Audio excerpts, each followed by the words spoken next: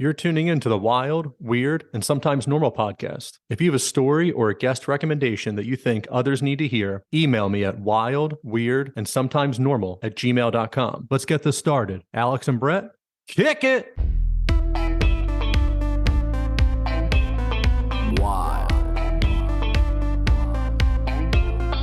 Wild. Weird. And sometimes wild. Weird. Wild. Weird. Wild. Weird. Wild. And sometimes normal. On this episode, I'm joined by Mike and Dave from the band Over the Bridge. Over the Bridge blends rock and reggae, and their debut album was #1 on iTunes when it was released. I caught these guys in Beach Haven, New Jersey, opening for Bradley Knowles' son's band, Jakobs Castle, and the Long Beach Dub All-Stars. Awesome show all around. I hit the fellas up on Instagram, and Mike was gracious enough to jump on the podcast. Unfortunately, our connection was bad, and I lost him after about 10 minutes. That worked out, though, because when we recorded again, Dave was able to jump on for a bit.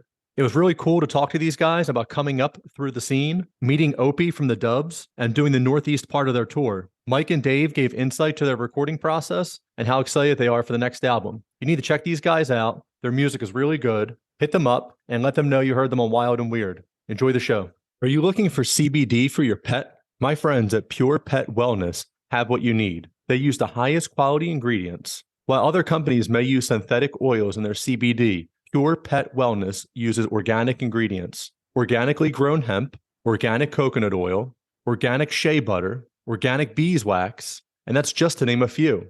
A family-owned and operated company that also offers fast shipping. Go to purepetwellness.com for all your pet's CBD needs and use the discount code WILD and WEIRD at checkout. That's WILD, A-N-D, WEIRD. Treat your animal right. Go to purepetwellness.com. Are you looking to buy a home in New Jersey? Escape the city and move to the suburbs? Finally purchase a vacation home on the lake or down the shore? Maybe you're one of the lucky ones who are retiring and moving out of state. If so, let me help you. Keller Williams and the Real Estate Professional Group have what you need to make your goals come true. Reach out and have a conversation with someone who will put you first. Contact Brian McCoach at 856-321-1212 or email brianmccoach@kw.com. Welcome to another episode of Wild, Weird, and Sometimes Normal. I'm your host, Brian. And my guest today is the band Over the Bridge, and I have their lead singer, Mike, on here. Welcome, Mike. Hey, what's going on, Brian? Thanks for having me. Hey, man, I really appreciate you coming on. Of course. So a couple of weeks ago, you guys were playing your opening for the Long Beach Dub All-Stars, and I happened to catch your show. And, man, let me just tell you, you guys rock, man. It was a lot of fun. Thank you. That was Ocean Mist, correct? That was Bert and Betty's in Beach Haven. Bert and Betty's, New Jersey, right? Yeah, that was the first tour stop of ours. Man, what an awesome experience to be on the road with them. Yeah, how'd that happen? That first show. So years ago, our band Over the Bridge got hired to do a couple shows as like the backing band, kind of like a Saturday Night Live. Now they have like the house band. We kind of got hired to be a house band for a TV pilot sort of thing with the lead singer of Long Beach Dub All-Stars, Opie. He was actually doing tattoos. There was a comedian, Paul Vierzy from Comedy Central, and Sam James, who's actually out of Worcester, Massachusetts, from The Voice, performing. And they hired us to be the band, and we actually got tattooed by Opie, who's the man behind the Sublime Sun, the iconic 40 ounce to Freedom Sun. We did a couple shows with them there, and we met them, and that was probably 7 years ago, and we just kind of stayed in contact. And then last year, we released our debut album. It was #1 on the iTunes Reggae charts for the whole weekend that we released it. And Opie did our cover art. So we kind of stayed in touch, both as friends and professionally on socials and stuff. And this year, they started to hit the road. It's actually been a while since Long Beach had the road, probably like 4 or 5 years. And he contacted us and asked if we'd like to open on the Northeast leg of their tour. And then we just kind of put the pieces together. Man, it was a long time in the making, but it kind of like meant to be sort of thing. We were really just happy to be there. New Jersey was the first stop. And everybody had long drives. They flew in from California. We drove like 6 hours. So it was tough, like getting going that day, but we had so excited and like kind of nervous to have the first show. So it's awesome to hear that you enjoyed it because we were all kind of like nervous and sweating that first one. You'd have no idea it was the first show. You guys were up there like you've been doing it for months, like it was the back end of the tour. It was really Yeah, cool. that's awesome. Thank Yeah. you so much. Yeah. We're not going to make It this was a whole. it was an experience for us. Oh, yeah, I'm Go ahead. sure. Sorry. I was just we're not going to make this a whole OP podcast, but he Yeah. seems like if you're friends with him, he's a really nice guy to be friends with. And if you don't know him, he may kill you. I was the man. Is that pretty accurate? That's probably pretty accurate. When we first met him those years ago, he like kind of was intimidating for sure. We like tried to just kind of stay out of his way. But once you got to know him, he's like the coolest, goofiest, like down to earth, like family man. Like, but can definitely be like off-putting, just like with all the tattoos and stuff. It's just like at first, like impression, it's like, whoa, you probably don't want to piss this guy off. Yeah, he seems like if you're in a circle, he's going to take care of you. And if not, you can just go funny. fuck off. Yeah, that's great. So you guys drove down. You guys are an hour north of Boston. That's where your home base is. Yes. So we're from Gloucester, Massachusetts. I don't know if you ever heard of that. Gloucester fishermen. But yeah, we had about a 6.5 hour drive to Beach Haven. And we had never been there before. We had played in Seaside Heights a couple of times, the Jersey Shore Music Festival. It's like a local festival they do early in the season, probably right around the same time, actually. I think it was the 4-year anniversary to the day that we had been our first time playing in New Jersey was the Bird and Batty show. So that was kind of cool. It was like full circle again. It was our first real ticketed show on our first real tour, really. So we were just like pumped to be there. And it's cool to have it be on the anniversary of the first time we kind of like bootstrapped it and went down there and played a random bar before. So it was cool. So let's go over the random bar tour.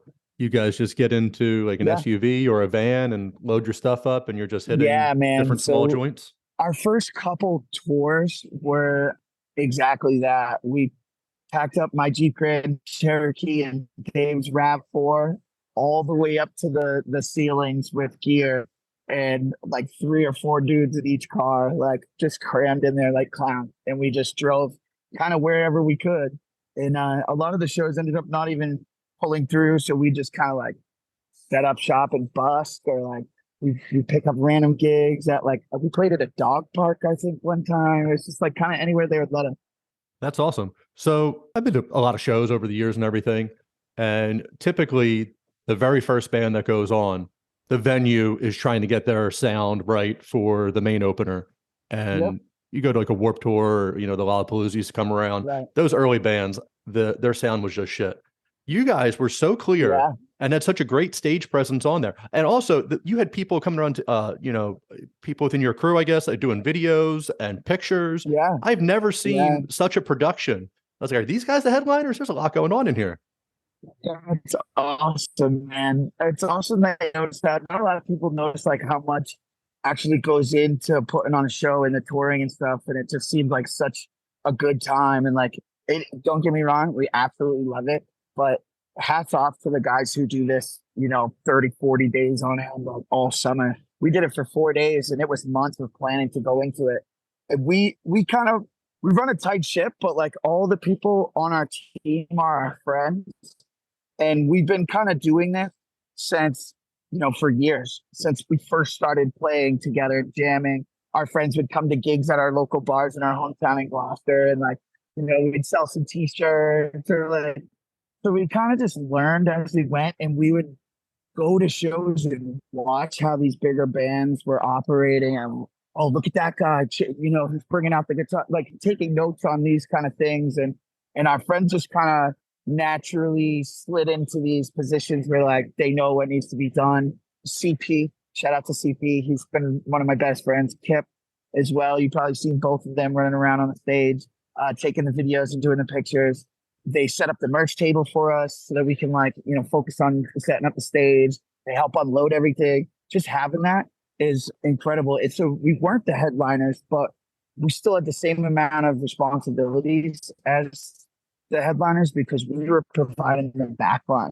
So we actually had to lug the gear. They were using our drums, our amps, all of our stuff. So we had to get there first and set up our stuff for sound check. So the reason why we sounded so good is because we got there so early, because they had to make sure that all of our stuff sounded good because the headliners were using our same gear. So we kind of lucked out in that aspect that we got a proper sound check first. That was pretty cool. And then to have our friends, handling the videos and just jumping on that stuff. It's a team effort. And we don't have like a label or an agent or a booking agent or a tour manager like, the Dubs do. And we just have us. I'm on the emails, I'm on the texts, and it's just our friends with a camera taking pictures. And my other friend sitting at the merch table watching it while we play the show, and then I run back over. So it's cool to have somebody recognize that it kind of slid into place. And it was our first tour. So the only thing that I learned was that we can hang, like we can do it, and we. Girl, you got me dreaming, I don't wanna wake up. All I need is a little bit of something, mama, tell me anything's enough. Keep me sleeping, sweet dreaming, no, I don't wanna wake up. Tuck me in, sing me a lullaby, my little piece of paradise. Tell me, won't you stay the night? Just one taste is all it takes, I got a craving, baby. Oh, tell me what it's gonna take for you to be my lady. The way you move that body, honey, got me going crazy. I'll take you anywhere you wanna go. I'll give it to you nice and slow.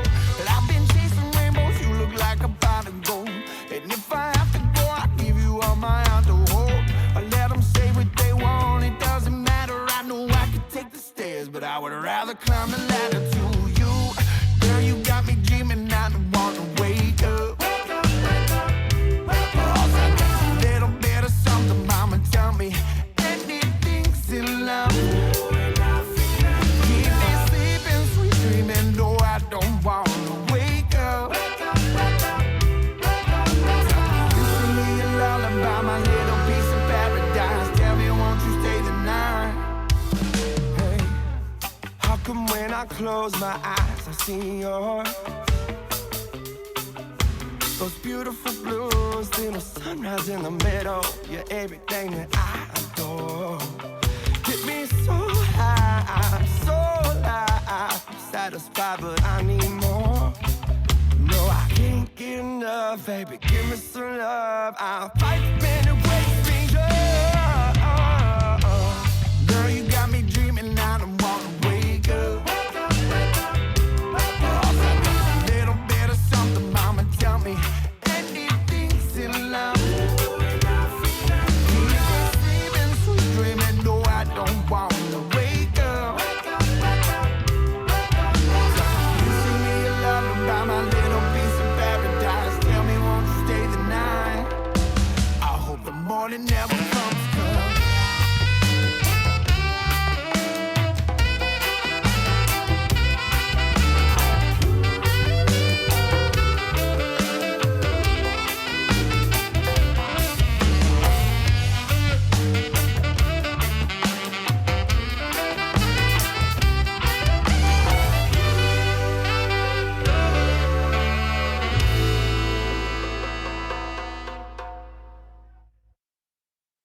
All right. Due to the magic of editing, you guys aren't going to realize that Mike was jet setting on a beach and his phone died. And now he was nice enough, gracious enough to come back and pick this up another day.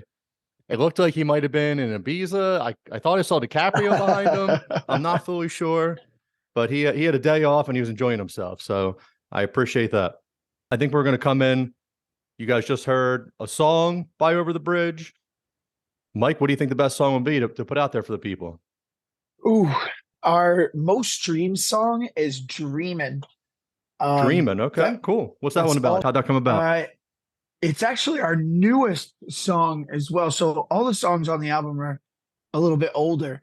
They were a few years old when we recorded them, and then our album was delayed a little bit, so they're a little bit older still, even since they've been recorded. The one that is most new is Dreamin', which is funny because it's our most streamed one as well. This one was actually made, I had an idea while we were in the studio recording all the other songs. We wrote this entire song based off the idea that I had, and it all just kind of happened in the studio on the spot while we were there. It wasn't on the list of songs to be recorded that day or even on the album, but we were like, oh, what else can we put on it? Kind of shuffling ideas, and it went from idea form to jamming to tracked out record all in the same day. That's awesome, man. Is that typical? I'm sure it's probably not that typical, but yeah. No, yeah, it's pretty rare that the lightning strikes like that, and then you carry it all the way from the idea all the way to finished product all in the same day like that. Typically, it takes a little bit longer. You know, we write songs. We're in process right now writing songs, and I think you got Dave coming in. Hey, Dave. Special guest crashing the party. Dave, what's going on, man? I'm Brian. How's it going? Guys, sorry I'm late. No problem, man. Dave? Just figured I'd crash the party, see what's going on. Why not? Welcome, man. Welcome. We have a million questions that keep popping up that are just going. Our conversation from Friday, though, he was bringing up, you guys opening up for Long Beach Dub, Jakobs Law, and you kicked ass. I'm sure you did the whole tour. I saw you at Bert and Betty's in Beach Haven. It was awesome. And I was really impressed with how polished you guys were for being the first band on. The sound was awesome. Your stage presence was awesome. You had a crew filming, taking pictures. Team. The merch was up and running. Like, your guys were running around, like controlled mania all on the floor, getting different angles. Yeah. And I was super impressed that usually opening band is kind of just happy to be there, but you guys were like, no, we want more. So Mike said that you'd spent, whatever years you guys have been going to concerts and in the scene of watching the bands above you and learning from that, and not, having to say like, oh, let's wait till our turn and we'll do that. Let's do that right away. I think that was the recap, Mike. Is that fair to say? Yeah, exactly. I'm sorry. I keep cutting you. I just want to jump in real quick. So I always make these sports analogies. This is like in the NBA. They always said Michael Jordan added one thing to his game every summer. And then you saw somebody like LeBron who came in, and he didn't do that forever. But Michael Jordan told you what to do. And then LeBron comes in, he goes to the Heat. They're playing the Mavericks in the finals the first time around, and he can't post up Jason Kidd. And LeBron is 6'10", 6'9", 6'10". Jason Kidd's like probably 6'3". Can't post him up. And he's like, oh, I didn't learn that part of my game yet. But dude, you've been in the league for 10 years. You should have learned that part of your game. But you guys, you're not sitting here like, you've seen what people do. You know what to do. And this is amazing, I think. And this is like the great thing of the internet that we're on right now. And, you can see the product that you can put out, and it's not the technology is not as expensive as it used to be. So like you're able to get these, your iPhone 10, 14, whatever it is, that camera is so much better than what a professional camera was 10 years ago. And all the stuff is like, it's a perfect time to be doing what you're doing. And that was my point on that. Yeah. So totally. It's never been easier for us. Yeah. I mean, you make a good point. It's almost, the technology makes it kind of foolish to not go do it. You know what I mean? It makes it a lot more accessible for people like us just starting out. And the fact that we have so many awesome bands that have already paved the way, we can kind of just follow the steps that they've already taken. Like, I like that you didn't compare us to LeBron. You compared us to Michael Jordan instead. Like, you were the Jordan of the guys, yeah. And you guys know, like, no, man, like, we're touring, man. This is what we're doing. We're jumping right in. And we've been doing this. We've been doing it on a smaller level probably for years. So even back in our first, I guess it wasn't really faking it till we make it, because we truly believed in our heads that we were rock stars. Even when we were playing our first bar gigs, we had our friends coming in with like the cameras and the sound, and our friends were making clothes and we were selling clothes. And, another friend would be with us for the merch table, or another friend's like helping change strings on the guitar, so we just kind of watched the other bands and saw what needed to be done, and how the merch displays were done. The guys, Dave's actually, he spent time working for Zach Brown as a backline tech and a tech on the road. So he knows like what needs to be done on larger scale tours and stuff like that. It's just a whole bunch of experience over time that, like, when we finally got to the real game situation, we just kind of already knew what to do, because we had been doing it on a smaller scale that are just like, all right, now we're doing it for real. We're really actually on tour this time. But we had been doing that same thing with our friends and the cameras and the merch setup and making sure our sound is on point and checking off all those boxes prior, way before. We've been preparing for this moment, you know. So when we got the chance, we were ready for the game. We were ready to play. That's awesome because you never know when the door is going to open or Right. how long it's going to open or how big. So if you get one shot, man, you got to just jump in there and That's make as much exactly noise as how you we can thought. until people pay attention. So Yeah, Dave, how did you exactly get it. hooked up with Dave? How'd you get hooked up with Zach Brown? How'd that happen? Oh, so I went to the school to be a sound guy, a live sound guy, and I was working locally right after college, just as like a little cheap runner, they call it. And he picked. It's They a picked great me up story. from Boston. Yeah, I was actually ended up chilling on this big yacht with him and some of the band and some of the crew because I was their driver, and Dak actually asked me if I wanted a job right there on the yacht. Was like, "Yo, man, you want to come up? And go be like a rehearsal space tech. Be a backline tech. What do you say?" And I was just like, "What?" But when you're on the road for somebody else, it's really hard to kind of do it for your own band. So I had to make that difficult choice to be like, I'd rather play than tech. It was. So I took some valuable lessons, like Mike said, from that. I made some really good friends, and everyone out there was really cool. But I kept watching him being like, I don't want to do that. I don't want to I do can this. do that. Yeah. I can do that. But I want to do that. So Right. now we're here. I think we took a big step in this tour doing this opener spot for Long Beach Sub All Stars, the Jakobs Yeah. thing. It was like, we've been knocking on the door, and they finally kind of answered the door for us on that one. Yeah. So it felt really cool. And I know you said it's like we weren't just happy to be there. We were prepared, but I think we were also really happy and thankful. Yeah, it was genuine like appreciation for being there. So it made us just like want to work harder. And like we were kind of like high school seniors that graduated and we were freshmen on the college team now, so we were like still carrying the gear and like, earning our stripes. So it was like we were sacrificing, partying after some of the shows so that we could get to the next place and make sure that we had the gear there and everything on time and make sure that we could wake up in the next place instead of driving 6-5 or whatever the drive was straight to the venue the next day. It was a lot of like give and take, but it was the first time that anybody kind of like, I guess I feel like took us serious. It was a level up that was measurable, a tangible level up, I guess. Oh, I think that's great. So how'd you guys meet? Oh Ooh. man, You want to take us on, Dick? Yeah, we played soccer together when we were like 8 years old. Long time ago. Yeah, my dad was the coach, and his mom was the one that brought the orange slices in a big bag. That's awesome. And then We had a good team. We were pretty good. Yeah, we were good. We were the ash, or we were burgundy. It was Yeah. ash. I think we had the colors changed every year. It might have been both, but I remember the one I remember in my head is the ash color. I remember that. And then, from there, we just grew up in the same town. We had a little bit of different friend circles, but we always were like kind of cool with each other until one day Mike was driving with his then girlfriend to go to like a studio session, and I was walking to a little gig, like a little solo gig that I had In the city in downtown Boston, like out of nowhere. In Boston, yeah. And then they were like kind of running up, and it was a yellow light, and I was like kind of trying to cheat and cross, and it was like kind of hit me with the car, and I was like, "Yo, man!" I was like kind of holding my guitar back, trying to protect it and take the hit. That's funny. I do And remember then that. he was like, "Whoa!" We got to talking until the light turned green, and a couple days later, he hit me up to come play a gig with him and some friends, and then it just kind of stemmed from there. Yeah.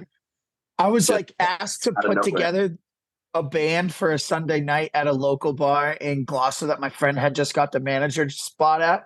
And he was like, "You think you can slap together a band?" And I'm like, "Yeah, why not?" So I asked a bunch of people to come jam. No rehearsal, no anything. I had no idea what we were doing. We borrowed a PA. Like literally just didn't know what we were doing at all. It was some of the first gigs that we'd ever like really done. And Dave came and opened, really just like played before us.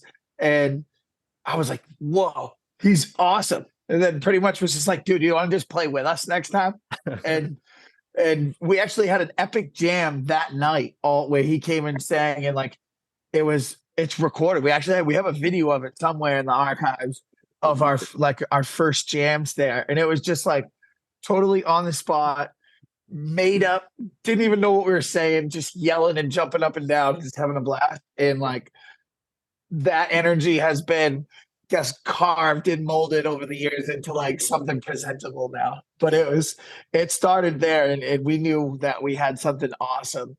And our band members have kind of shifted through the years, but Dave and I have been like the pillars of Over the Bridge, writing all the songs, you know, investing in all of our stuff, taking the time to put these teams together, and you know, making the moves behind the scenes. So it's we're like the original members of the band, but now the rest of the guys, man, we got really lucky with our rhythm section.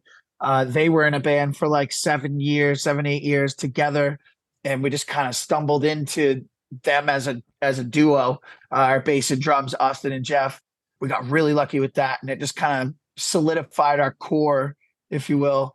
And then we added the trumpet within the last 6 months, because a lot of our record has horns on it. We were doing that in the studio, and we felt like, you know, it was kind of missing something with our live show without that in the live setting. So we brought on Andy.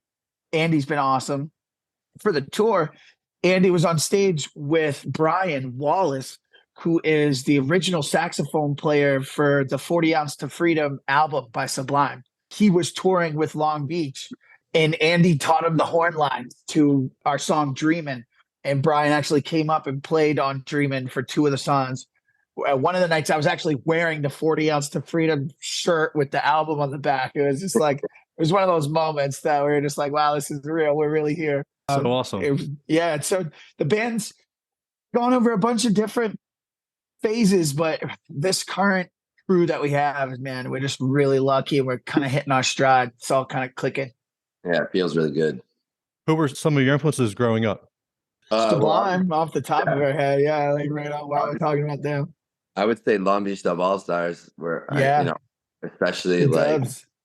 growing up in high school, like that was like kind of part of the anthem. Yeah, all of those songs. Like Pepper was definitely like Kona Town was on repeat. Yeah. Kona So- Town was one of my favorite albums ever. yeah. Ashes, like all those songs. Yeah. Yeah. Pepper's a huge influence. Slightly Stupid. Slightly Um, Stupid. Revolution. The whole scene, Revolution, Iration. It was funny because like when we were in high school and like really getting into bands and listening to music, it's like Revolution was like on their first few years, right? So they were like still a band that's just coming out now, like almost like 2 decades later, they're like top tier, crazy level. And it's like, it's cool to see that evolution and to know that it takes that long. We're like a 7, 8 year band. We're just now starting to hit our stride. And these other bands have been doing it for like 20, 17, 20, 25 years. And they're like at the pinnacle of it. So it's cool to see that where we're going, like, and it's possible. And then it does take a long time. The influences that we have are some of our friends now. Slightly Stupid, the keyboardist Paul Wolfencroft for them. He played on our whole album. Opie did our cover art for us. He's the guy who did the Sublime Sun. He's the singer of Long Beach Dub All Stars. And the reason why we got to go on the tour, obviously Jacob Knoll is Bradley's son. It's just some amazing things now where it's kind of like our idols have become our friends and our peers and people that we look up to and bands that we've listened to in the scene.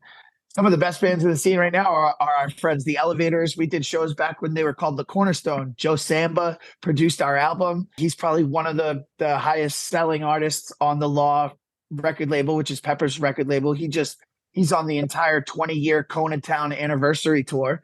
It's like literally we're so close to the magic now. It's like all of our influences are guys that we could probably just shoot a message and get an answer to at this point, which is like really awesome. That's surreal. It's like, you know, you guys listen to them in high school and then you're like, oh no, I was just talking to them in person the other day. Yeah, I know seriously. he just invited me on tour. It's cool. Yeah. Pretty surreal. That's awesome.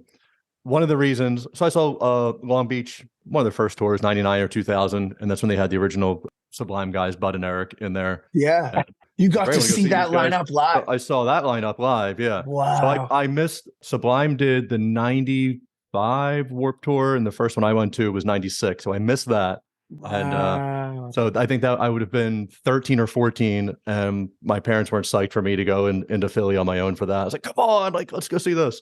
So I missed that one. And then when I saw the reiteration of it coming out, I was like, well, I'm definitely going to this.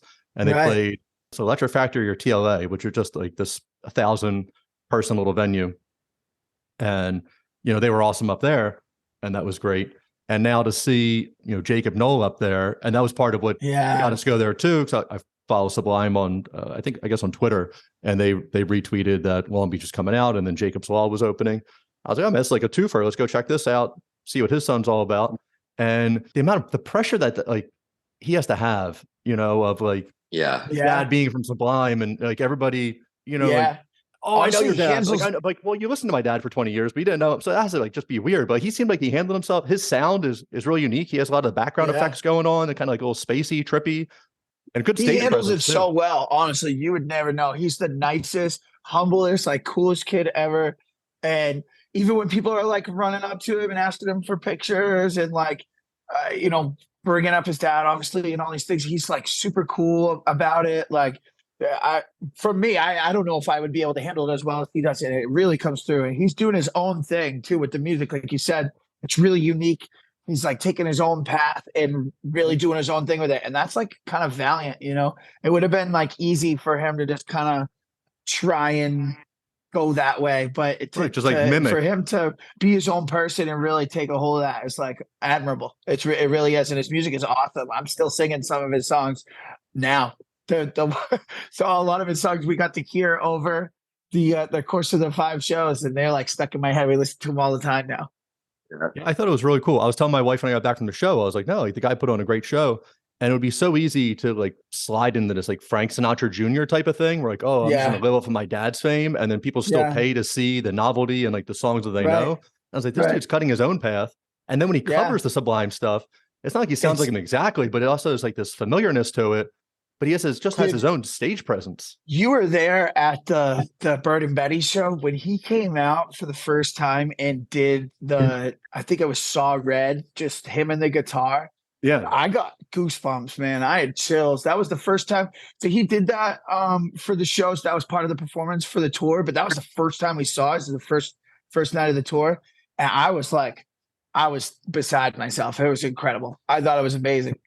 Yeah, they did great. They also won the award for like the most jacked band that I ever saw. Like I've never seen it used to be either guys were like the heroin skinny, or like I've been partying for 10 years, so I'm like super fat. Yeah. These guys were just like they get after it. Yeah. Yeah. I was like, my gosh, like you guys are going good there too. But I thought there was like a bench press competition. They got his little skin. Yeah, we tried to stay fit. It's part of it, look good, play good, feel good. Yeah. Yeah, I think taking care of your body is a really important thing just in life, but especially if you're playing music, because it gives you the energy to bring it every single day on stage. Yeah, seriously, we only were on the road for 5 days, and we're all fit, like, and healthy. We're even on the road, we were eating healthy and making sure we got exercises in. Like, we woke up a couple of times and went to the hotel gyms together. Even doing that and taking care of ourselves and being in good shape, we were exhausted after only 5 days. It was like, I don't know how these guys do it for months and months at a time, but if we were out of shape, there would have been no way we could have performed at a high level every night and do it at the same time. There's no way. It's a really important part of it that people don't think of.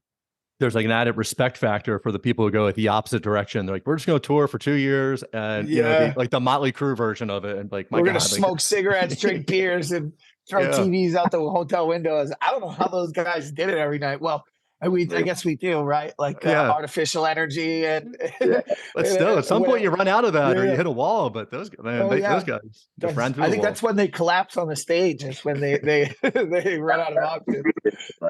You lead into addiction problems and stuff like that. Yeah, exactly. Or another, He needed to get by. Yeah. Oh no, man! But see how those guys die young, and it's a shame. The whole 27 Club. Take care of yourself, man. Yeah. So even now, I mean, you always hear either like a one-hit wonder, their first album was so good, and like the sophomore slump and something like that. What's your music process, and to put out a quality record? Truly, like, how much effort goes into that? Dude, a lot of effort goes into making a song. our debut album was our first record that we made. So we got to like firsthand see that process of where we take these like rough songs that at the time we thought they were done. We had written them, they were finished. And then you go in and you do pre-production, and then the song changes a little bit. And then everybody listens to the pre-production and we take notes. And then we're like, oh, what if we add a B section here?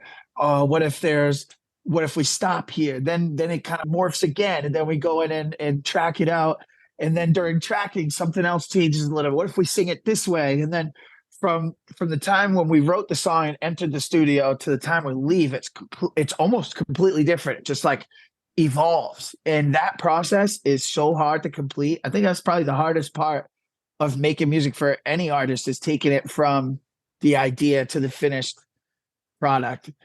Because most projects get like stuck somewhere in the pipeline, right? They're like half done songs, or like you recorded half of it, but you never finished the rest of it because you're already on something else. And that's the hardest part of the process. But we're in that process right now for our second album, and having done that already for our first record, we're definitely more prepared this time around. The way you start writing a song too, like you say, oh, like a lot of times when you're writing, you get stuck and you want things to be perfect. You want the words to be exactly what you're going to say, everything to kind of be done as you write it. But you don't have to write the final draft, right? First draft, or even your third draft or 10th draft. You know, right. Knowing that we don't have to do that, I think has made the writing process a lot easier, a lot more comfortable, a lot more expressive in that way too, because you have a little bit more freedom to not feel like it has to be incredible right away. That first track has to be the finished product. We know it's more about capturing the emotion and the feel of what we're trying to portray, and then we can like, tweak the words here and there, and like, guitar licks or these things to kind of put the icing on the cake on top of it. For sure, I totally agree with that. So your first album, do you think you thought you had to come with almost a complete song, and now you understand the process a little more, that you guys can trust each other to develop? Yeah, honestly, there's a big level of trust. And this is probably another thing that people don't realize, is like writing songs and creating things, we put so much of like our personal emotion into these songs. Well, we do. Maybe not everybody does this in our process. Maybe this is why people like our songs, because we do this. Maybe it's not as common, but it's common for us. So we put so much thought and emotion in like ourselves into the song. It's tough to like open that up to like say Dave after I have an idea of how I want the song to go, and then be like, Dave, I gave you this verse, and then Dave has a different kind of idea. In releasing the control grip of how you want it to go enough to let someone else entrust their creative opinion.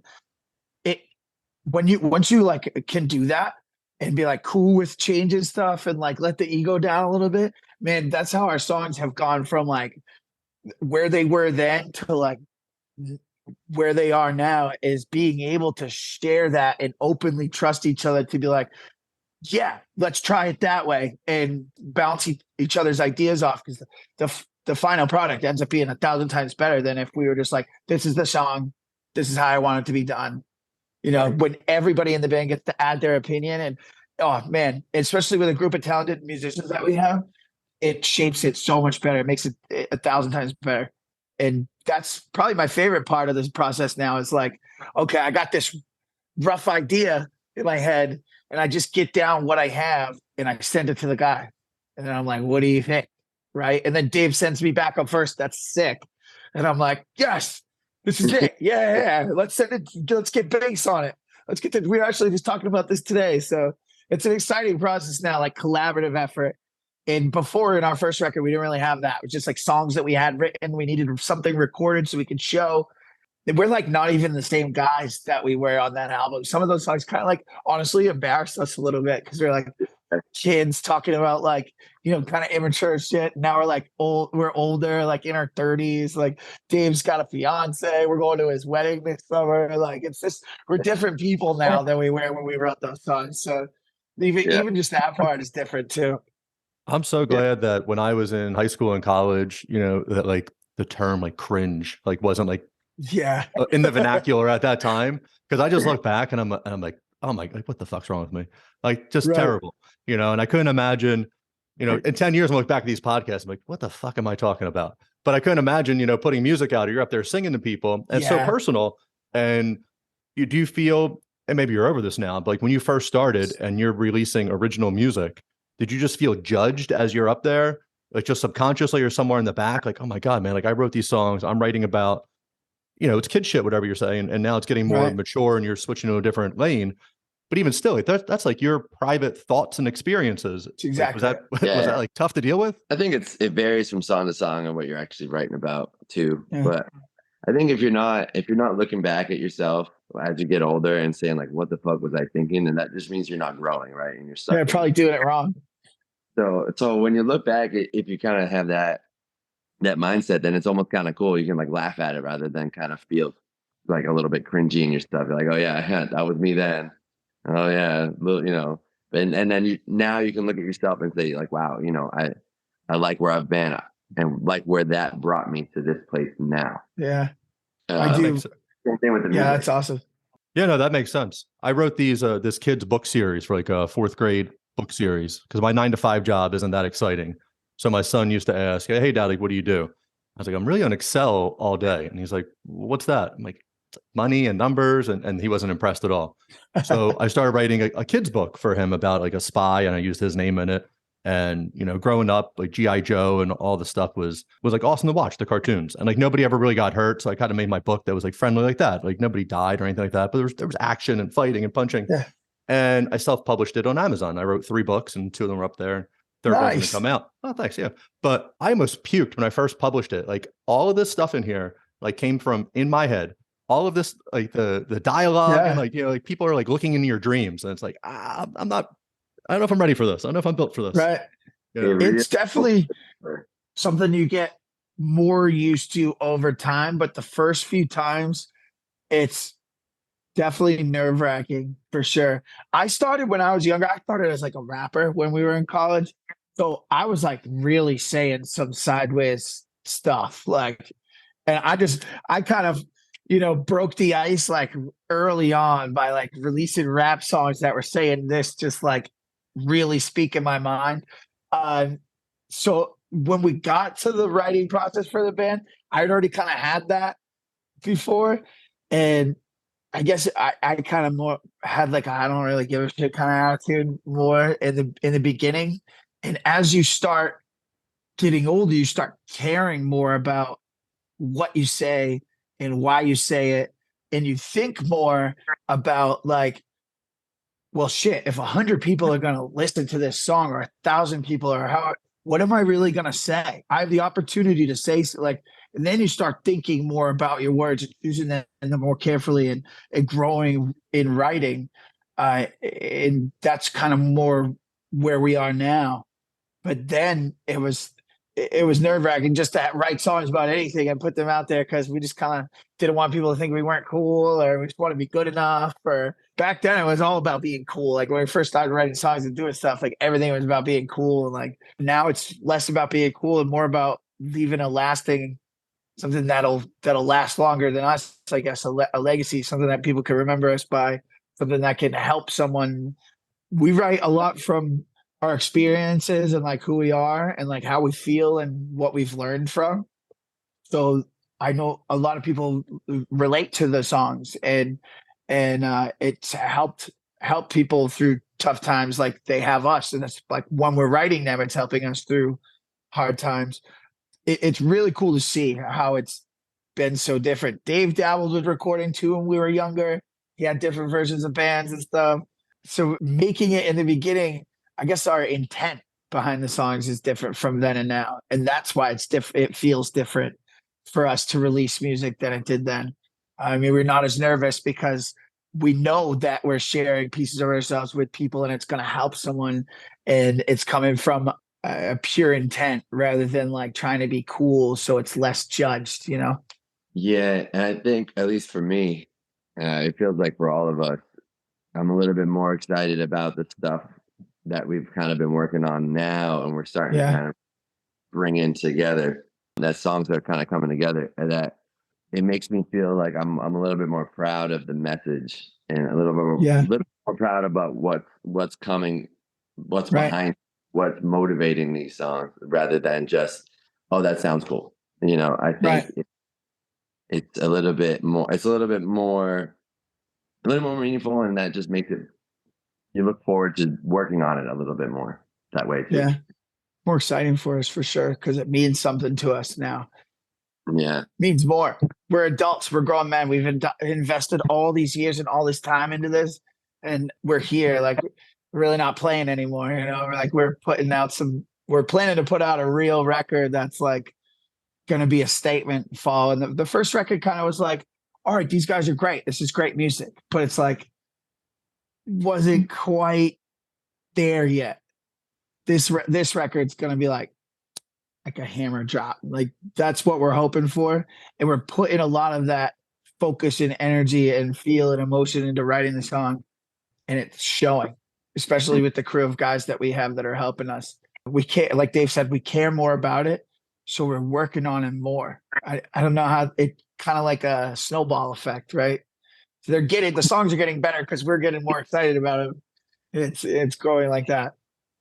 You guys have the experience under your belt now, and then you got the first album and the other songs you've worked on, and now you're growing as a band and you have more experiences and you're hitting the road and you're doing these things and you can add more depth to the song.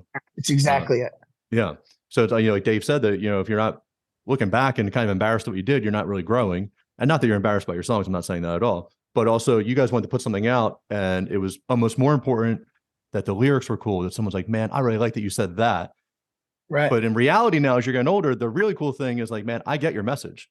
Like, that song like means something to me, not like, oh, I like your one lyric. Right. Yeah, yeah. And that's actually what's cool then. So it's how everybody grows and develops. Exactly. Yeah, for everybody, but for us, that's kind of just where we're at right now. Yeah, I think that's awesome. Dave, do you sing at all when you were doing your solo gigs? Were you singing? Speaking of solo gigs, I actually kind of have to run to a solo gig. Yeah, you have a gig today, don't you? I got a gig up in Manchester, New Hampshire, so I got to kind of hightail it. But yeah, I do sing. That's where I'm at now. Awesome, man. Yeah. I can't sing, so that was one of the things. As we were driving up, we had this whole conversation about karaoke and all. I was like, I can't even do karaoke. Like, it's not good for anybody. So anybody who can sing, I'm amazed at. Everybody can sing, and everybody should sing. That's how I believe. Yeah. It doesn't stop me from singing. I just don't sing in public like I should. That's funny. My family does hear me sing. All right. Well, I got to run. Thanks for having us on. I don't know if Mike, you can keep continuing on, but I was happy to pop in. I'm happy I got a chance to pop in anyway. But yeah, it was good to see you, man. Have a good gig. I appreciate it, Dave, man. Thanks for jumping on. Good luck at the gig. Thank you. We'll see you next time we're in Jersey. Yeah. Sounds good, man. Definitely. Cheers. Cheers. Mike, how long have you been singing? You say you started off as a rapper. Were you singing before? Or were you always rapping? I've been kind of like musical for basically my whole life. My mom was like really big into like R&B and like kind of soulful music. She was always singing when she was cleaning and doing the stuff in the house. My father was a musician. It's kind of just like always kind of been around me. I've always been kind of singing and dancing, and that was just like who I was. So I'd say probably my whole life I've been like entertaining or like, grooving. But professionally, like a first gig I played was when I was like 14. I played my best friend's little sister's birthday party with his older brother's band. And we went and played the birthday party. And that was like the first time I had ever gotten on the mic, like in front of a stage that like, we were at a gig, and I fell in love with it. So I'm 32 now. I don't know, 15, 16, 17 years. I'll be 32 in June 14th. My birthday's coming up soon, in a couple of weeks. But yeah, so probably like 15, 16 years I've been performing and singing and writing and doing it one way or another. That's awesome. We were at the concert, so Opie's up there, and he sings in like 4 or 5 different ways. And I'm like, I can't even do one. And this guy can change his voice for entire songs the way he's doing stuff, and then like switch to rapping, and then the speed with putting the scatting in there. I'm like, this isn't fair. Like, how's he have 5 of them? I don't have one. Yeah, one of them. He's awesome. I love his range of different style. Some of the songs, listening to the Long Beach Dub All Stars, I didn't even know it was Opie. When I first met him, I didn't even know that was him. Like the image of Opie and the actual Opie in my head wasn't the same. I didn't even know that like that was him singing on the songs years and years and years ago. When I put it together, I'm like, oh my god, that was he's singing for Long Beach Dub All Stars. And then obviously being on the tour that was different, but yeah, you wouldn't at first glance when you meet him, you wouldn't know that he's so amazing at singing and performing and entertaining, and like he does have such a range of styles, and their music does go from Jamaican like hardcore to some like dance hall stuff to reggae to rap and hip hop. The Dub All Star styles range. We got to really see it on a tour. And man, there's a reason why those songs are still touring and still being jammed and streamed across the world, not even just here in the United States, they're international. You know, there's a reason because they're incredible performers. He has all different styles. Their songs relate to people. It was a huge influence on our early years, like we were talking about when we were kids, but to see it live and watch him perform, especially on that first show that you were at, we were just as surprised as you were. Like, wow. you know? It's crazy, you know, that he has that. And it'd be interesting if Brad was still here, like what his role would have developed into. Would the dubs have been something different or whatever it would have been? But, you know, to get that opportunity to go out there, his talent is just, you know, amazing. Yeah. It was awesome to be out there and watch and to see it firsthand. And, you know, these guys they're not old, but they're not like spring chickens anymore. You know, they're like to see him out there with so much energy and bumping and getting after it and having getting the crowds going. And he didn't stop moving once the whole entire tour. He just bounces back and forth. It's really like motivating, you know, inspirational to me. I'm like, damn, if he can do it, like I got a little more gas in the tank, you know. You can't slow down if he's still going. You're like, oh my God, right, I gotta keep pace with him. We got no choice but to pick it up. Like we're not tired. He's running circles around us, you know. And at least the Bert and Betty show, that show got over. I think it was like 1:15 when they finally wrapped up. Yeah. I didn't know venues really went that late. You know, camping festivals, like they go all night and they don't care. But typically a place in the middle of a neighborhood, they're going to cut it off and they're like, nah, we're just going to keep going. No, it was a late one. And then we had to get to Beach Haven, Rhode Island the next night. So we stayed at the same hotel as them. We had to wake up early the next morning too, at like 7 a.m. or something crazy like that, and get our stuff together and get out of there early the next morning. So we didn't really sleep that much after that night. And the second show sold out. So we were rolling into a sold out show after the first one, kind of being already tired. And we saw them outside the hotel and stuff in the morning. But yeah, dude, rock star energy for sure. He's like the picture-esque. Like, how the hell does this guy do that? Like, you know what I mean? Like, it comes from somewhere beyond, like a natural source of energy for him. And it's like, it's contagious. Everybody else around, like, there's no way that we could, you know, slack or be tired or not bring it every night, because like we knew that they were going to. No, that's awesome. All right. So in college you were rapping. What was your rap name? I just went by my name. Who were your influences in rap when you were growing up? So I was in college like 2009 to 2012, which was when like the college rappers were like big, right? So like Asher Roth, Mac Miller, local Boston guy Sammy Adams. I don't know if you've heard of him. These are like just like the guys we were listening to in college. That it was a big time for music blogs. Good Music All Day was a music blog. The music blog scene was really what was like pushing rapping and home recording, and like the independent college rap scene and stuff was pushing it forward with the blogs. So it was like I was kind of mixed in with that, trying to fit in. So those were the guys I was listening to at the time. But like my favorite rappers, Jay-Z. I grew up listening to Eminem, Ludacris. You know, the standards, all the top standards. Obviously, Lil Wayne was huge while I was in college. He was the best rapper alive at the time. You know, so I took a little bit of all of that. Hip hop was like my first love, and rapping and doing that.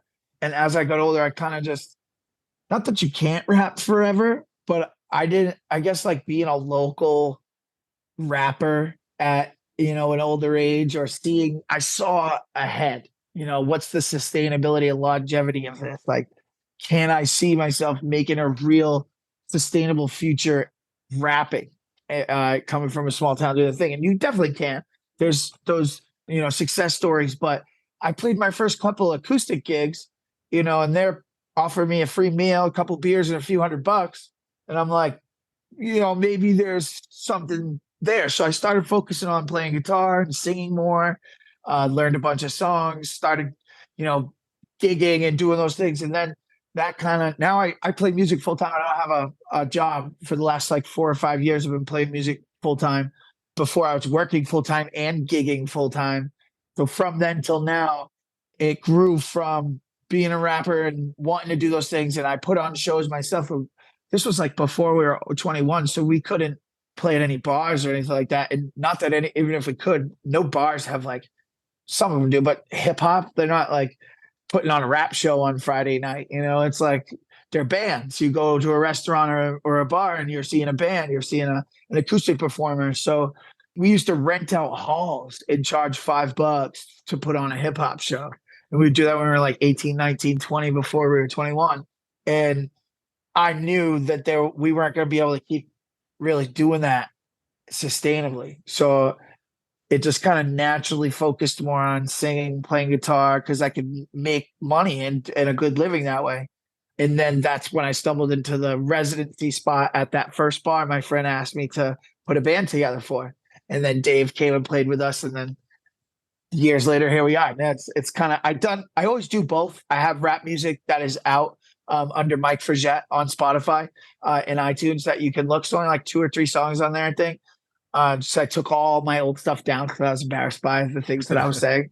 So I left, a couple of the good ones out. And I'm always like kind of doing that as a side project. And I think you can hear the hip hop influence in our songs, from me at least, when I really get into the verses and stuff. And we kind of flex that hip hop muscle a little more in the new song that we're putting out and that we're writing now. It's not gone per se. We're just kind of mixing it all together. And to have that influence and to come from that background, I think gives us a different dynamic than, some of the other guys who aren't from hip hop or rapping. Being able to mix that into the reggae with the band, with the rest of the guys, is something that maybe sets us apart. You're looking ahead, you were saying. So, you see the Rolling Stones are 100 years old and those guys are still touring and making $1 billion. Still doing it, man. And who's the oldest rapper? I mean, Jay-Z will come out every once in a while, or he'll do, he has the Made in America festival in Philadelphia over Labor Day. But sometimes you come out, but also he's a billionaire, so he doesn't really have to do it. But it's also the love of the music. 45, 50, 60, 65 years old, still, talking about money and hoes and all the stuff. It's like, that's not. I mean, if you're the 90s gangster rap, it's tough to rap about selling crack and killing people. Dude, you're 65 years old on Medicaid. Like, I don't think that's happening anymore. Like, what's up? Right, exactly. I mean, some of them still do, and people are writing songs about that stuff. But like, as well as I do that, it's not like, that's not what everybody's trying to hear, right? Like, but that's exactly what it was like. It's like, I know I am good at this. I know I could pursue this. I know guys are pursuing this. I guess the more I did it and the further into it I got, the more I saw that it's just like not how I wanted to portray myself. And it's not really the person I want to be going forward, like in music and as a person either. It's not how I want to be portrayed. It's not how I want to be remembered. And that goes hand in hand with, what we were saying in the music and how it's grown to now, as we're more intentional with what we're saying. It means more to us. If you had 1 million followers in, like, that's what you choose to say to them, kind of thing, like, I would rather write a meaningful song. Not that you can't write a meaningful rap song. You definitely can. I just think it's more appealing to the masses, and you're able to convey your message better in a band or acoustic, or when it's accompanied by instruments. It's easier for me to get somebody to listen to that and to resonate with it on a broader spectrum than like, here's my rap demo, please listen to it. I guess that's at least for me, that's how I feel about it. And I think if you can sing and then you also can rap, so that's good too. So that's good. Like, a lot of singers, you can't rap, but you get Rage Against the Machine or something, they have it. And then, you guys can mix in some, at least fast singing or type of rap into a song, where if you're just a rapper and then you pull out the acoustic guitar, and they're like, "Oh, what is this, Whitey Ford out here again?" Yeah, And what's going on? yeah, but I mean, Everlast, hey, he makes a fortune Crushed doing it. that now, and Right. still doing that. But very rarely do you have that acoustic guitar rapper taken seriously and then just trying to rap on their own without music. So I mean, I Right. think you made a good choice. I mean, there are people like, Lords of Brooklyn and stuff like that do have It rapping. can be done. It's just a lot harder. Yeah. Right. It's a lot. It can be done. It's just a lot harder.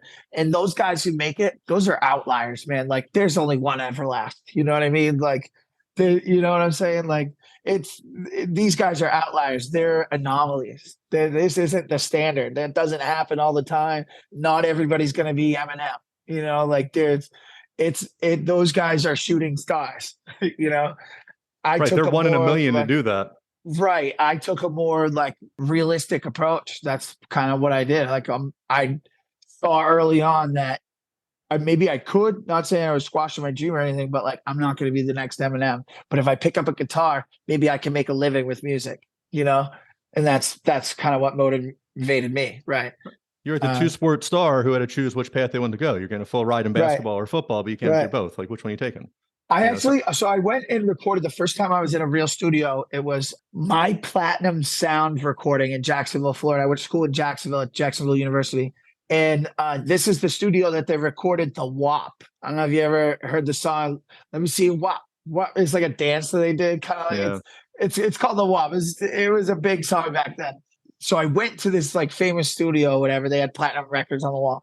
And I was talking to the producer that was recording, never met him before or anything. And I'm like, so what do you think? Like, and he's like, I think the rapping's good, but you can sing. You should sing.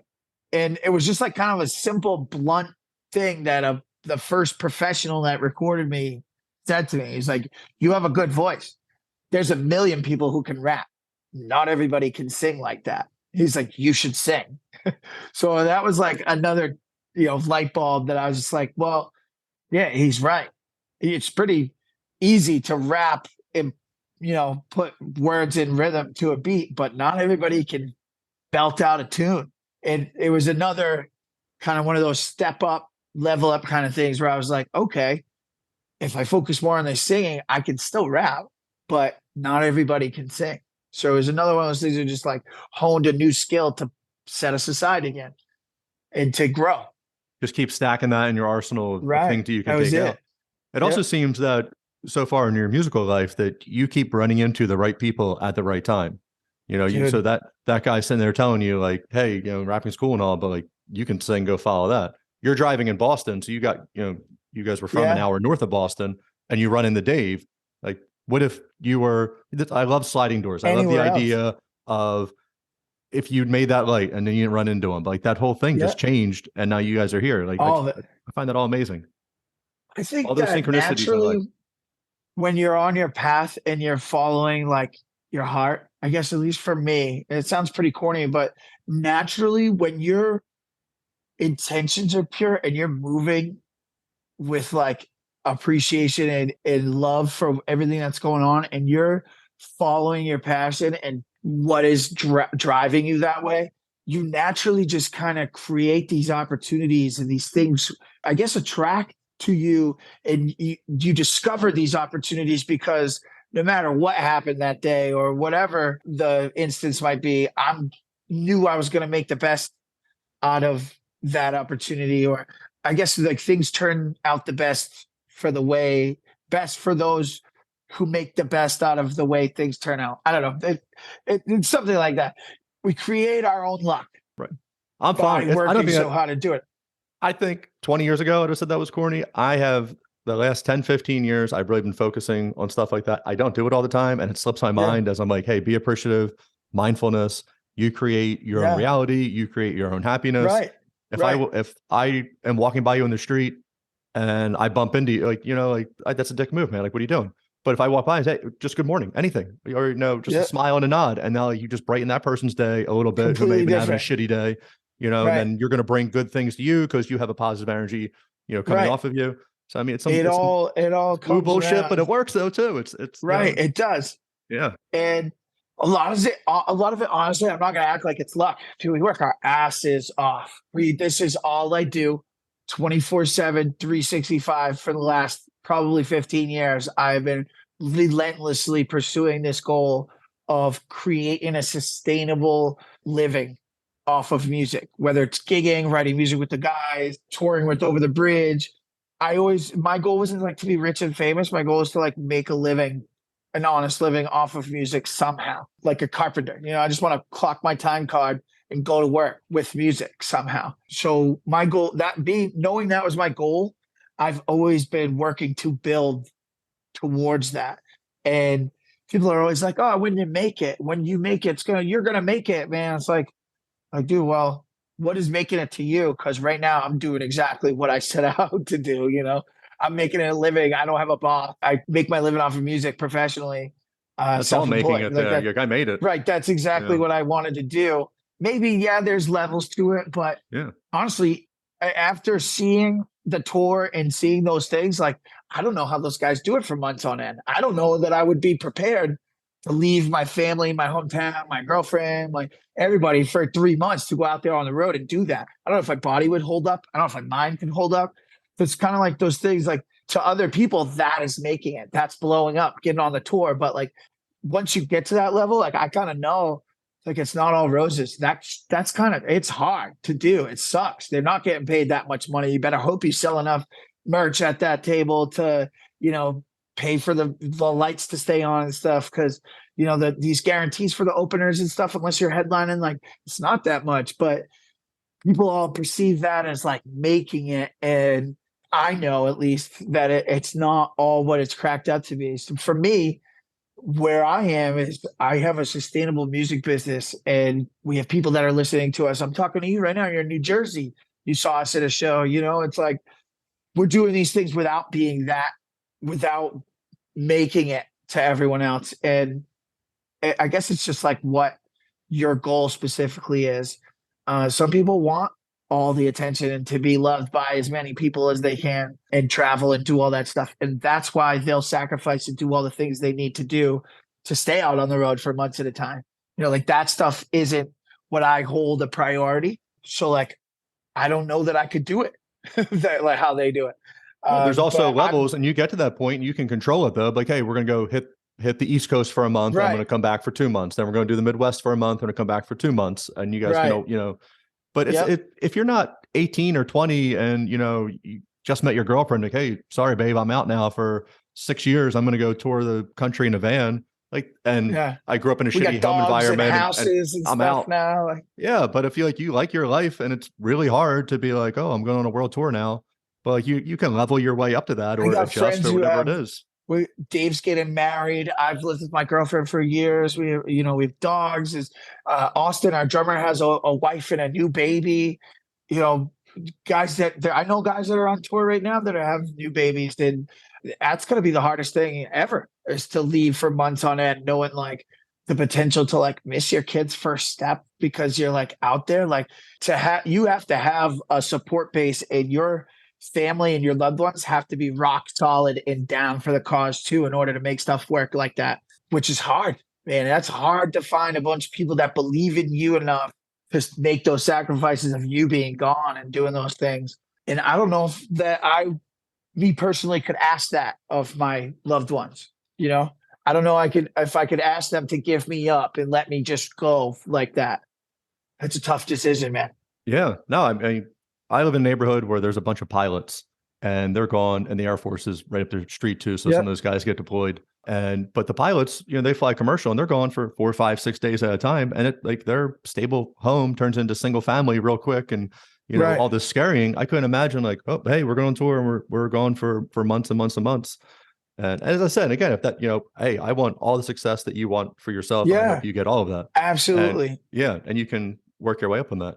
But I was listening to a Rogan years ago, and Everlast was on there, and he was playing some of his newer songs, and he went into this whole thing of how he is so happy not to be a part of the machine anymore, and he owns his own music, and he has his own recording studio in his house, and he's like, I get now, instead of getting a penny a song, I'm getting $1 a song, and like just flip the whole way of how it was. And he's like, I can tour on my own terms, I can go do what I want, and also depending on the venue that you're playing, the insurance that you might need. He's like, great, you said you played a stadium. You played Boston Garden, TD Garden, and that holds probably about like 30,000 people or something.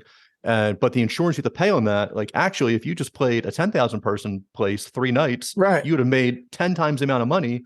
But you want to say that you played TD Garden instead of a smaller venue out in Boston. So like, there's a lot of stuff to go into this and ways to find out. Little details in the back that happen like that. Right. Yeah. Exactly on that line, just spot on. Yeah. But the guys who are saying to you, like, hey man, when are you going to make it? When are you going to make it? When are you going to play the Garden? And when are you going to, like, dude, like, I am making it. I'm my own boss. Yeah. And there's ways to make more money that are like so much smarter now. I got a check yesterday from Spotify. We don't have to split that with anybody. Nobody's taking any of it. We kept 100% of our streaming. I literally got a digital transfer from Spotify yesterday. Nobody takes a penny. When we got on our tour, off this tour, we're self-managed. I do all of our emails. All of our stuff is in-house. I was on with, the production and sound teams for all the venues, dealing with our tech riders, running logistics, booking the hotels. So all these other bands have teams of people. When you get signed to a label, they assign a team.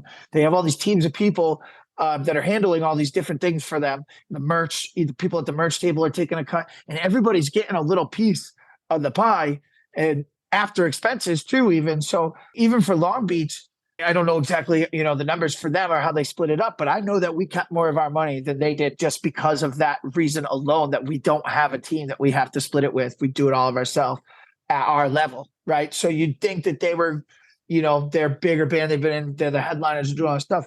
It actually costs more for them to be them than it does for us too.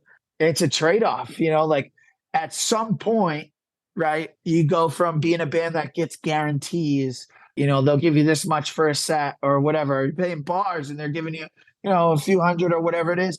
Then you graduate up a level and now you're selling tickets. Now you have to make way less money. There's no guarantee.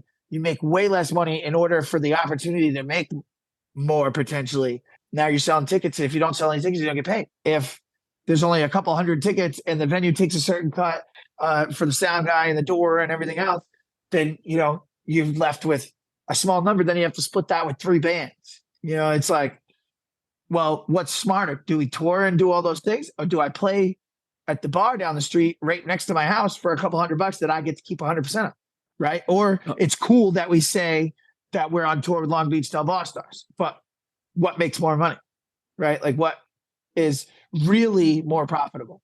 For me, it's the solo gigs that I make my living. I'm able to pay my bills and, make life moves and things by hustling all my gigs and doing my solo gigs. And that affords me enough money and resources to be able to rent our van. And like all the other guys kind of like have jobs too. So we're not like sweating costs on the road, like eating ramen and stuff. Like we needed to stay an extra night in a hotel. We just got the hotel. You know what I mean? It wasn't like we weren't crunching numbers like, oh, do we have the budget to get this one more night in the hotel? We got to sleep in the van tonight. It was like, I would rather live that way than be on the road living in the van. And that's how, Right. You got a bit of a safety net, and then you can pick and choose, the tours that make sense for you. Right. Right. Like you can't pass up the opportunity to open up for the Dubs. No, but then absolutely not. It was and even it doesn't make sense. You're still like, shit, I got to go do this. Yeah. Yeah. We were like, how do we make this happen? Right. Yeah. Exactly. We did. But the next guy that calls and you're like, you know what? Like, let's see what's happening. This is right. Now and honestly, now from those tour numbers, especially if they're on the same tour route and they try to pick us up, now we have like tangible numbers. Like we sold out in Rhode Island. We sold, I think it was like between 200 and 300 at Bert and Betty's. We did 1,200 in Maine at the festival. The next night at Bernie's in New Hampshire, we did 450. So now we have like tangible numbers, real actual numbers, data that we can use to leverage on that stuff. They ask us to open for Long Beach for the next guy that's running through them as a local opener. And I'll say, well, that was yesterday's price, Today's inflation, man. It gets everywhere. Yeah. That's awesome, man. What do you guys have on tap? What's coming up? We got a couple of really big hometown shows. The St. Peter's Fiesta. I don't know if you ever heard of that. If you got some time, Google St. Peter's Fiesta in Gloucester, Massachusetts. It's an event celebrating St. Peter, who's the patron saint of the fishermen. So this week-long celebration and feast and festival, carnival, and games is honoring him, and it's the blessing of the fleet, safe passage of fishermen, safe return home, bountiful catch, those kind of things. So it's rooted in religion, but it's like a pilgrimage for anybody who's from the area. Like thousands of people go to Gloucester every year for this week. It's like Mardi Gras, but Italian and Gloucester. So we're playing. Historically, they have this big giant stage in the middle of the carnival, and they don't really let like, I don't want to say real bands, but like it's usually like a Frank Sinatra like guy, or like, you know, something like that. Like not an actual real local original band. They finally let us on. So it's going to be huge. We're really excited about it. We brought in a lighting team that's designing a lighting show specifically to our set and our songs. We brought in a professional sound team specifically. This is like one of those things where we can't afford to just do this and make this happen and capitalize on this opportunity, because we're not like starving artists, and we, you know what I mean? So we're able to make this big. It's a big show coming up. It is June 21st. It's a Wednesday. Our show starts at 7 p.m. It's in Gloucester at St. Peter's Fiesta. We're really excited about it. We're like the first local hometown band to play on the big stage. There's probably going to be like over 1,000 people there. It's going to be awesome. We're doing another one at a hometown bar that same week for Fiesta. Really excited about that. And then we're playing Portsmouth Music Hall in New Hampshire. That's in July. In August, David's getting married and he's going to France for his honeymoon. So we're kind of like, we're just focusing on finishing writing and doing some stuff. In September, we have a couple of big shows in Maine coming up. In October, we're playing with G Love. Love G Love, man. Badfish. Awesome. Yeah, we're playing with G Love, Badfish, and Roots of Creation at G Love's festival that he throws. It's called the Juice Fest in Rutland, Massachusetts. We're playing that. That's going to be really fun. My quick G Love story. We're like a lot of local area, New Hampshire, Maine, Massachusetts shows right now while we work on the album. Obviously, we're trying to like, you know, if anything comes across, but right now it's big local shows that we're doing. We're not really playing like bars and stuff anymore. Kind of graduated out of that. So it's cool to be doing these like local events and brew fests and things like that while we work on, you know, our next album. You said you had a G Love story. So I got a quick G Love story for you. So my buddy, known him forever, great dude. And in like high school, he'd be like, hey man, there's this party tonight. It's all these girls and it's a free beer. And you're like, okay. And you show up and it's 10 dudes who don't want you there at all. And they're like, beer for you is $20. And the next night he would tell a story. But like eventually some of the guys like, I'm not going. I'm like, every once in a while, like that would truly happen. You're like, oh my God, like how are we the only guys here? And you know, so Sam Adams Light is coming out and they're get all the local bartenders are giving tickets to. So my buddy calls me up. He's like, hey man, what are you doing tonight? Like, nothing. I'm probably 22 years old. Got nothing going on. He's like, Electric Factory, probably holds like 2,000 people. Electric Factory tonight. Free Sam Adams. G Love's playing a free concert. Do you want to go? I was like, dude, there's no way. This isn't real. There's no way. There's no way. I'm like, fine. You have tickets? Fine. Let's go. We show up. The bar, they're just popping tops of the bottles, just popping them up and lining them up. So I walk up, I got like a $20 bill out. I'm like, oh, I'll take 2 beers. And the guy standing me, he's like, they're free. Just take it. I'm like, what? So I still don't even believe that they're free. Wow. So now I've got like 2 beers in each hand. This is, you know, probably 2003. I've got cargo shorts lined up with beers all in. The guy's like, what are you doing? Just come back and get more. I'm like, no, you're gonna start charging. Then G Love comes out and he plays for like 2 hours. All this was free. It was amazing. That's awesome. Yeah. The Electric Factory too. Yeah. What? They shut the Electric Factory down and renamed it. It's such a great venue. And it was like how Burt and Betty's had the top tier, but this is now just like, you know, you're expanding this a lot bigger, but they had that too. So you could look down to people. That is really cool. I like when they have the balcony style like that. And that's where Long Beach first played when I saw them over there. Of a Revolution, those guys, saw them come through there, all these other bands going through. You know, for them to shut that down and make a new venue. I feel like they shut down the classic venues just to build new stuff, just to say they did it. Yeah. Yeah. A lot of that's happening in our area up here in Massachusetts and the Boston area too. A lot of the old venues are shutting down, the classic, you know, legendary places. And they're opening these like state-of-the-art new venues that I guess have like less life, you know, less more corporate feel to them, you know, more like there's not the dried beer on the wall. You can't smell like the past performances. Like this is part of it. There's no memories in it. Yeah. There's definitely something there with it. There's something to seeing a one of your favorite bands in a club that some crazy things have happened in before. Yeah, it's nuts. So I know nothing about music. I appreciate the stuff that I hear. I think you guys are doing great. I know nothing about managing music. So all right. So these are one idea I came up with. I like this guy, Dave Hawes. He's an old punk rocker in his 40s now, and he plays this like Americana stuff. So last summer he's playing around here. So I text my buddy like, "Hey, do you want to go?" We look, kids 12 and under were free. So I'm like, "Oh man, like let's bring our kids." So we brought our sons. We go up there. We're watching them play. This little kid runs up with his guitar. He's like 3 years old, fake guitar, like strumming it away, then runs away. So then Dave, he's like, does your kid want to come up here and dance and play? He's like, my kid has the same guitar. Like, hey, let him come up here. So the little kid like jams out. As they're doing this, like my kids and my buddy's kids, like everyone starts inching forward. So and Dave Hawes was like, do like all you kids want to come on stage? And this was a flat stage. It was like at a festival ground. This was a flat stage. Like 100 kids are on stage with him, all jamming out, all bouncing around. They're just up there rocking out. I get a picture, like the sun's going down. I get a picture of my son just completely rocking out next to Dave Hawes. He's got a glow necklace on, and his hands are up. He's killing it. So he didn't know what a concert was when we were first there. Like he starts playing songs. He's like, Dad, this is what you listen to on the radio. This is what you listen to at home. Like, yeah, man, this is a concert. This is the real live stuff. So now all the time, oh, Dave Hawes is my favorite artist. Dave Hawes. Because he got to go on stage with them. I get you can't have all the kids go on stage. I get that. But somebody who, like in Imagine Dragons, they might have a couple songs you might feel one way or the other about, but they typically play to a younger crowd. Why they don't have like a 5 p.m. show where they can get more kids in? Like in 20 years, I'm gonna be too old to go to concerts. Like, there have to be at the stadium where I can sit down and have my walker. But my kids in 20 years, they're going to see them now. And then in 20 years, when they come around with their $500 prices, they're like, oh, this is the first concert I ever saw. Like, that's your bread and butter. I gotta go. Right. You need to plan it for the future. So as you guys are doing these different things, think about that. Play an earlier show, get the kids in there, get them hooked. We do. Last year we do play a lot of day shows. Actually, last year we did a couple in our hometown where we're like in our 30s now, and all of our friends have kids. And, the kids of people that we grew up with a few generations older than us, they have children too.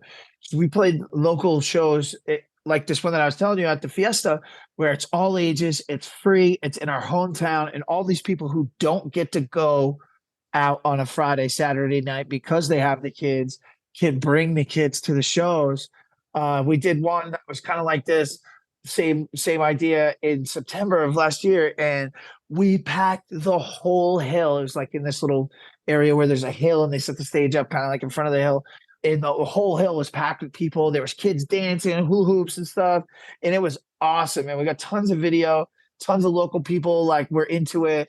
And the younger kids are like, I got people hitting us up all the time. They'll tag us in stories and stuff like, my kids love you guys. They're asking if we can play, wash in the car and stuff. The exact same thing. It's like we were playing the show and the kids were dancing and they were there and we were interacting with them. And even at my solo gigs, a lot of the kids, last summer I had a local friend. They always bring their kids. They turned the tip jar into a basketball hoop. So we had the kids slam dunking dollar bills into the tip jar. So it became a game. And now I use it. I'm like, yeah, man, you want to slam dunk a dollar bill in the tip jar? Like, and the kids will be like, the parents are like, yeah, here we go there. The kids, we got kids running across on the stage, slam dunking some dollar bills into a tip jar. And it's like these kids remember that stuff. Even it might be the first time they've ever seen live music, whether it's in a restaurant or at the concert. But that same thing. Now that kid is going to remember that. And I mean, as far as local music goes, I know that there's guys that I saw for the first few times when I was a kid playing locally that I go see when they're playing, their band comes to the bar or like, when they come back around, or if they're playing at one of the restaurants I like or something like that, that I'll go check out because of that reason. And I think especially in Gloucester, where I'm from, it's like that. I think there'll be kids that are like, That's Mike Forgette from Over the Bridge. He's playing at Lobsterland tonight. We gotta go, see it. I remember watching him play when I was a kid, slam dunking dollar bills into the tip jar. You know what I mean? That's awesome, yeah. So, hey, don't just limit it to the kids, but hey, adults, you want to come slam some money in here? Anybody can slam dunking dollar bills. Everybody, let's go. Right. Yeah. I'm not gonna make my tumble up here. I'm not no blocks, no blocks. Yeah, that's it. Everybody's welcome. I think that's awesome, man. I think that's great. And then when you start selling shows out and bigger venues. So my other problem is like Springsteen or somebody will come around. He can't sell out. You can't sell out TD Garden already more than it is, right? It's sold out. That's what it means. But where is the break even point that you start then offering a streaming version? Like, what if you charge me $50 at home and I'm having a watch party with a bunch of people in my backyard with a fire pit? Like, where is that? So as you guys start, that's another part of it. That, right? Where is that? Like, I feel like that's money being left on the table for people. There's a lot of money being left on the table by these guys. I got a couple ideas that we're always planning for. My big thing is like, if everything I ever dreamed of came true right now, would I know what to do with it? Or like, would I know what to do? Like, what would you do? I think about that a lot. So like when the tour came around, I knew what I was doing. I already knew, like, what am I going to do when we get that phone call and we're going on tour with the Long Beach Dub All-Stars? I already had that, like, idea. That's how I think about pretty much everything. So I'm like, what's going to happen when, we're selling out these venues? And what are we going to do with this stuff? And I got a bunch of little ideas for ways that we can kind of, like, do stuff like that. The streaming is definitely one of them. We're streaming everywhere, pay-per-view kind of thing. I would probably do it for free rather than like make money just because like people at home can't afford to go to the show or something like that. Like maybe just, I don't know, follow if free our followers or subscribers or something like that. But like imagine, I don't know, where we sold out a venue in Iowa, right? Middle of nowhere, some small little town, and the show gets out at 1:15 like it did at Bird and Betty's. And we released 1,000 people out into the street at 1:15. Everything's closed. Right? Why don't these bands own taco trucks? Or like, I will tow a trailer behind our tour bus. And after the set, I'll go from the merch table to the grill and I'll be slinging tacos to these people. And we'll double up the show profits just selling tacos after the show. You get done a late show. The first thing's like, oh, we're going to go eat. What's up? And what's up? We got to go eat. Yeah. If you can go out in the band that you just paid to see is out there eating tacos and hanging out, like you're gonna go there and hang out. Yeah. Hell yeah, you are. That's like one idea that I had. I'm like, why are these guys feeding these people after the show? It's like, I know I'm hungry after the show. Let's go eat and I'll make more money. Why not? Yeah. And Pearl Jam for a while, they were releasing their shows. Maybe they still do it now, but you could buy the live show, but it was always after. So Of a Revolution for a while, they were like 20 minutes after the show, you could buy this CD of what you just saw. Right. And like that was fucking cool because like that's the memory, like, hey, I like the studio stuff. But what I really like is a show that I just saw that's like, oh, that means a lot more to me. You put that in the CD player, dude, and you listen to that, brings you back, puts you right back into that. That's actually fantastic. That's a crazy idea. Yeah, I don't know how they did that. Yeah, they would do that on site. They do live record shows. Basically any of the venues that nowadays are equipped to do that because everything's mic'd up anyway. All they have to do is just hit record. Right. But the printing of the CDs, like you were getting a CD 20 minutes later. Like, how the fuck are they bringing these off? Yeah, that is crazy. So I guess you could put, in like an iTunes or Spotify and like, hey, spend $10, Bandcamp or whatever, spend $10 and buy those. But to have the actual CD there is wild. It was like hanging out. That is cool. Like, okay. Yeah. So that was cool too. But just some ideas, man. Ideas, man. You're an ideas man too. Ideas man. Talk to ideas, man. I see this, man. I appreciate it. I do for sure. Yeah. All right, so I'm gonna let you go, man. But you're on Wild and Weird, and sometimes normal. A pleasure. So you're in, the Boston area. Tons of history there. Tons of Revolutionary War shit. You ever see a ghost or anything, man? You ever anything fucking weird? Oh, we played. Ever play a haunted place or anything? You ever play an old bar that was like haunted? We played in Salem, Massachusetts during Halloween weekend. Like I think it was actually on Halloween.